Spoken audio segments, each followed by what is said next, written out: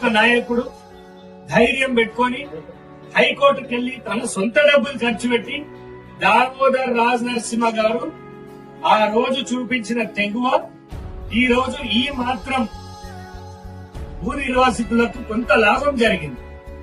ఒకవేళ దామోదర్ రాజ్ నరసింహ గారు పట్టించుకోకపోయి ఉంటే ప్రస్తుత ముఖ్యమంత్రి గారు రేవంత్ రెడ్డి గారు ఆ రోజు కృష్ణాపూర్కి వచ్చి ధర్నా చేయకుంటే వీళ్ళు సర్వం రైతులు మూసేసేవాళ్ళు. కొనుగోలులో ఇళ్లను కొనగొట్టిండు, 100 ఇళ్లను కొనగొట్టిండు. ఈసారి ప్రభుత్వం వచ్చుంటే కొనుగోలుని కూడా ఖతం చేసేటోడు.